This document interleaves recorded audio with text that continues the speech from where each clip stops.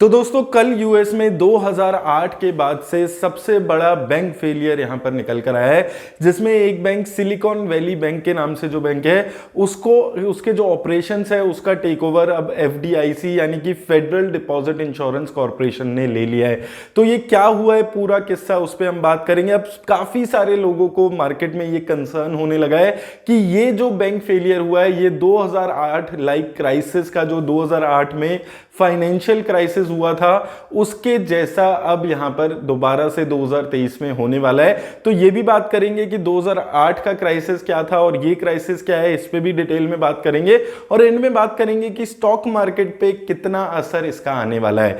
तो दोस्तों देखिए, इस बैंक के बारे में अगर हम बात करते हैं, इस क्राइसिस के बारे में बात करते हैं, तो 2020-2021 में जब इंटरेस्ट रेट नियर जीरो हुआ करते थे तो उस टाइम पे बहुत सारी जो स्टार्टअप्स हैं, टेक स्टार्टअप्स हैं और वेंचर कैपिटल्स है, प्राइवेट इक्विटी कंपनीज हैं, वो अपना मेजर पैसा इस बैंक में डिपॉजिट करा रहे थे ताकि लिक्विडिटी उन कंपनीज की बनी रहे। तो उन्होंने डिपॉजिट इस बैंक में करा दिए थे और इस बैंक के जो डिपॉजिट थे उसमें एक 100% से ज्यादा की ग्रोथ 2-3 सालों में ही देखने को मिली और लगभग इस टाइम पे 175 बिलियन की टोटल डिपॉजिट इस बैंक के पास थे। अब इस बैंक ने 2021 में क्या किया, जो इसके पास डिपॉजिट आए थे वो डिपॉजिट्स को इसने आगे लॉन्ग टर्म फंड्स में यहां पर बॉन्ड्स उसके यहां पर खरीद लिए। अब ये बॉन्ड्स इसने क्यों खरीदे थे कि 0% रिटर्न इसको इन स्टार्टअप्स को देनी थी, इन टेक कंपनीज को देनी थी। तो इन्होंने सोचा कि हम आगे बॉन्ड्स दे देते हैं जहां पर हम 1.5-2% की रिटर्न्स यहां पर कमा लेंगे। अब यहां पर सबसे बुरा इस बैंक के साथ क्या होने लगा कि फेड ने डिसाइड किया कि अब हम इंटरेस्ट रेट्स को इंक्रीज करेंगे। आपको एक चीज समझनी है, जब जब इंटरेस्ट रेट इंक्रीज होता है तो जो पुराने बॉन्ड्स हैं जो लोअर रेट पे थे उनकी मार्केट वैल्यू गिर जाती है।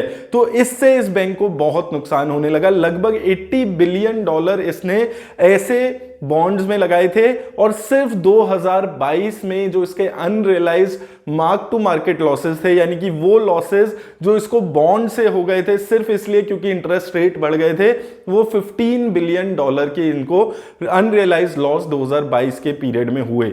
अब धीरे धीरे टेक स्टार्टअप्स थे, जितने भी स्टार्टअप्स थे उनको फंडिंग मिलनी बंद हो गई, उनके जो लॉसेस थे वो बढ़ने लगे।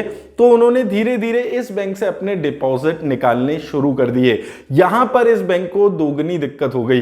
पहले तो ऑलरेडी ये 15 मिलियन के अनरियलाइज्ड लॉसेस पे थे।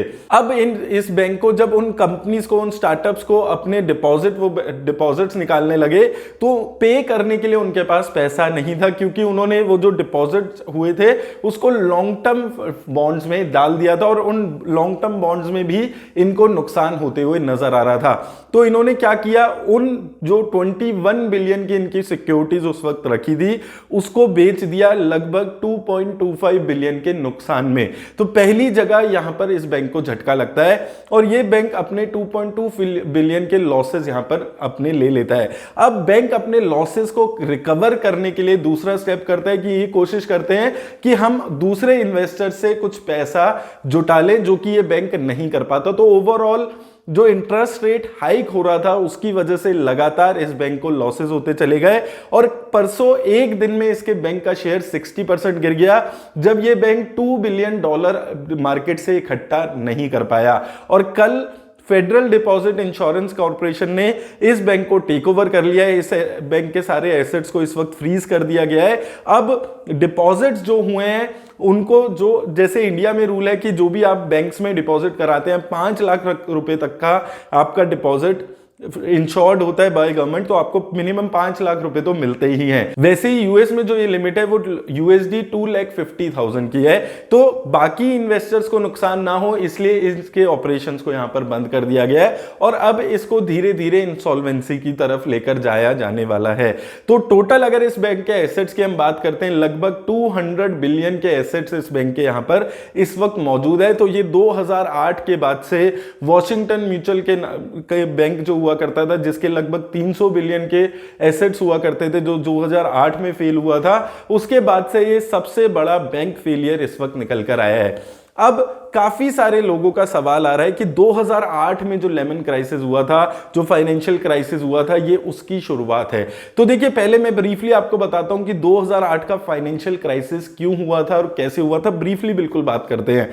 तो 2008 में क्या हुआ था, 2003 से शुरुआत हो गई थी, फाइनेंशियल क्राइसिस की शुरुआत हो गई थी, जब इंटरेस्ट रेट जो यूएस में थे तो वो 6% से गिर के 1% पे आ गए थे 2003 में। फिर क्या किया था, बैंक्स ने हाउस लोन्स बहुत सारे देने शुरू कर दिए। किसी के पास क्वालिटी है, वो क्रेडिट वर्दीनेस है या नहीं है, कुछ बैंक ने चेक नहीं किया, बस एक के बाद एक हाउस लोन्स बैंक ने देने शुरू कर दिए। और फिर उन लोन्स को फर्दर उन्होंने आगे दूसरे बैंक्स को as a mortgage backed securities के नाम से आगे बेचना शुरू कर दिया। अब धीरे धीरे 3-4 साल बाद जब लोग उन लोन्स को रीपे नहीं कर पाए, तो धीरे धीरे जितने भी ये लेंडर्स थे वो फेल होने लग गए। तो यहां पर एक कास्केडिंग इफेक्ट आया, क्योंकि जो बैंक्स ने जिन्होंने उन लोन्स को खरीदा था उन बैंक्स को नुकसान हुआ, जिन्होंने लेंड किया था उनको नुकसान हुआ। क्योंकि जो आप ऐसे मान सकते हैं कि 10 लाख की प्रॉपर्टी के अगेंस्ट 50 लाख का लोन दिया गया था, क्योंकि बहुत ज्यादा ओवर प्राइस्ड जितने भी हाउसिंग लोन्स थे वो वहां पर यूएस में उस वक्त हो चुके थे। तो इस वजह से एक रिपल इफेक्ट आया था और पूरा इनका जो फाइनेंशियल सिस्टम था वो कोलैप्स हो गया था।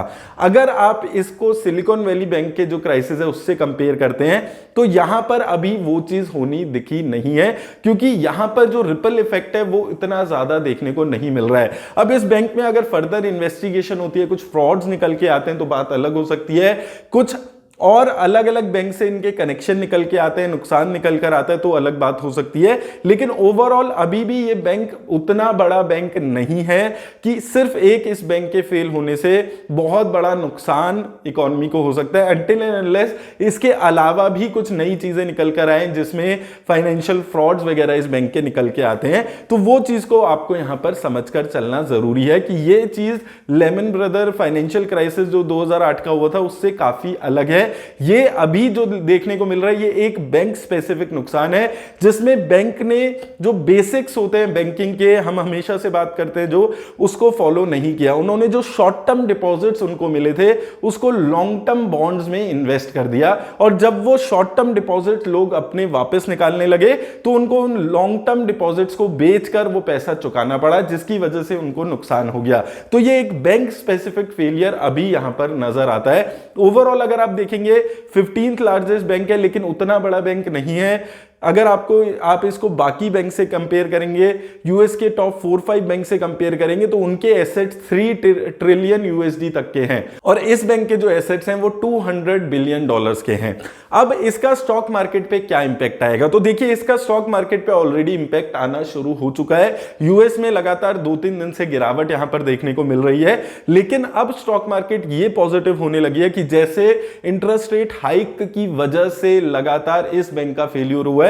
इस बैंक के क्राइसिस को अगर आप समझेंगे, इंटरेस्ट रेट हाइक की वजह से ही ये सारा रिपल इफेक्ट आया, क्योंकि इंटरेस्ट रेट हाइक की वजह से स्टार्टअप्स को नए पैसे मिलने बंद हो गए, उसकी वजह से उन्होंने अपने पैसे विड्रॉ किए। इंटरेस्ट रेट हाइक की वजह से ही इनको अपने बॉन्ड्स पर लॉस हुआ। तो ये सारा जो क्राइसिस था ये इंटरेस्ट रेट हाइक की वजह से यहां पर नजर आया, जो लिक्विडिटी सिस्टम से खत्म होने लगी है उसकी वजह से ये सारा क्राइसिस हुआ है। तो इसका उम्मीद अब लोग कर रहे हैं स्टॉक मार्केट में कि शायद अब जो फेड रेट बढ़ा रहा था, इंटरेस्ट रेट लगातार बढ़ाने की बातें चल रही हैं, 6% तक करने की बातें चल रही हैं, अब हो सकता है जो फेड रेट्स हैं उसको कम करना शुरू करे या उस लेवल तक नहीं बढ़ाए, क्योंकि अगर इंटरेस्ट रेट इसी लेवल तक बढ़ते रहे तो हो सकता है और भी कुछ बैंक्स और भी कुछ सिस्टम्स फेल होते हुए नजर आए। जैसे क्रिप्टो की भी जो लेंडिंग कंपनी थी उसमें भी ऐसा ही बैंकरप्सी का केस अभी यहां पर आया था।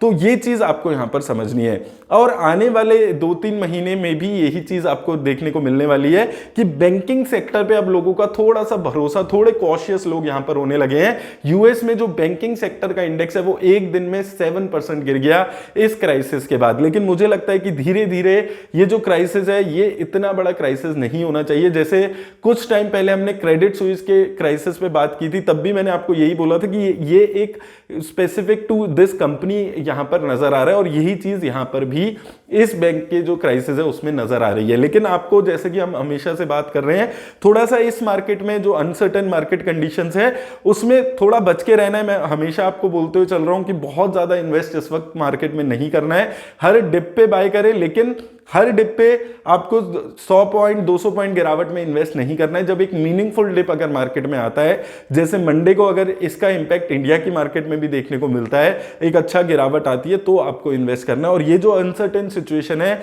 वो एटलीस्ट यहां पर 2 4 6 महीने और चलने वाली है, जब तक यूएस फेड ये क्लियर नहीं करता है कि कितना इंटरेस्ट रेट वो बढ़ाएंगे। क्योंकि ये जो सारा क्राइसिस अभी निकल कर आ रहा है, ये इंटरेस्ट रेट को हाइक करने से ही निकल कर आ रहा है। अभी यूएस फेड सिर्फ इन्फ्लेशन पे फोकस कर रही है, इसका मेन रीजन है कि ये बैंक यहां पर फेल होते हुए नजर आ रहे हैं। तो उम्मीद करता हूं दोस्तों आपको कंप्लीट यहां पर पिक्चर मिली होगी। मेरी तरफ से बस इतना ही, धन्यवाद।